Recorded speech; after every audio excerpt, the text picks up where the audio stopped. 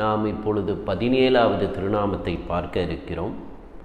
வதனஸ்மர மாங்கல்ய கிருஹதோரண சில்லிகா அப்படின்ற திருநாமம். முதல்ல தோரணம் என்றால் நமக்கு தெரியும்.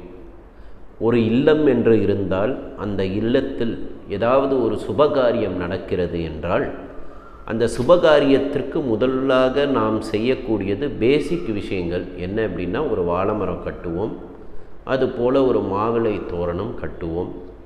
சில பேர் அதில் வேப்பிலை தோரணம் கட்டுறதும் சம்பிரதாயத்தில் இருக்குது. இப்போ இதை விஞ்ஞானமாக பார்த்தால், சயின்டிஃபிக்காக பார்த்தா, வரக்கூடிய ஜேர்ம்ஸையோ இல்லை ஒரு ஏரில் இருக்கக்கூடிய பொல்யூட்டடையோ அந்த மாவிளைக்கு இழுக்கக்கூடிய கெப்பாசிட்டி இருக்குது அப்படின்னு சயின்ஸ் சொல்கிறது. அதேபோல் இந்த இல்லத்தில் ஏதோ ஒரு ஃபங்க்ஷன் அப்படின்றத எடுத்துக்காட்டும் விதமாக அந்த தோரணமோ ஒரு வாழை மரமோ கட்டப்பட்டிருக்கிறது. இது ஒரு பக்கம். இப்போ அம்பாளுடைய திருமுக மண்டலத்துடைய அழகை நாம் விவரித்து பார்த்து கொண்டு இருக்கிறோம். அப்படி நம்ம பார்க்கையிலே அந்த திருமுகத்தில் அந்த கஸ்தூரி திலகத்தை பார்த்தோம். அந்த கஸ்தூரி திலகத்துக்கு கீழே 2 புருவங்கள் இருக்கிறது. அந்த புருவங்கள் எப்படி இருக்கிறது அப்படின்னு வாக்தேவதைகள் சொல்கிறார். எப்படி ஒரு வீட்டிற்கு தோரணம் இருக்கிறதோ, எப்படி ஒரு வீட்டு இல்லத்தில் சுபகாரியம் நடந்தால் எல்லோரையும் வரவேற்கும் அளவிற்கு அந்த தோரணம் பிரகாசமாய் திவ்யமாக இருக்கிறதோ, அதே போல் அம்பாளுடைய திருமுக மண்டலத்தில் அந்த தோரணம் போல் அந்த புருவங்கள் இருக்கிறதாம்.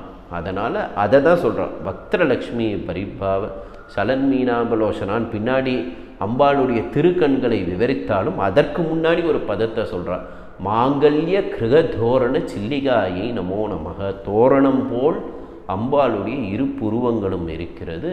அந்த புருவங்கள் யாரை வரவேற்கிறது என்றால், அம்பாளை பார்த்து தன் பக்கத்தில் உட்கார்ந்திருக்கிற காமேஸ்வரனே மயங்கரான அந்த புருவத்தை பார்த்து.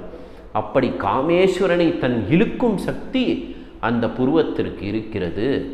அதனால் அந்த புருவத்தை விசேஷமாக வாக்தேவதைகள் இந்த சகஸ்ரநாமத்தில் சொல்கிறாங்க. அதனால சகஸ்ரநாமத்தில் இந்த நாமாவளியை சொல்லும் பொழுது நம் இல்லத்தில் எப்படி தோரணம் பிரகாசமாய் இருக்கிறதோ அதே போல் அம்பாளுடைய புருவங்களும் பிரகாசமாய் கருநிறத்தில் ஜோதி ஸ்வரூபமாய் இருக்கிறது என்று சிந்திப்போம். அம்பாளுடைய திருவருளை பெறுவோம்.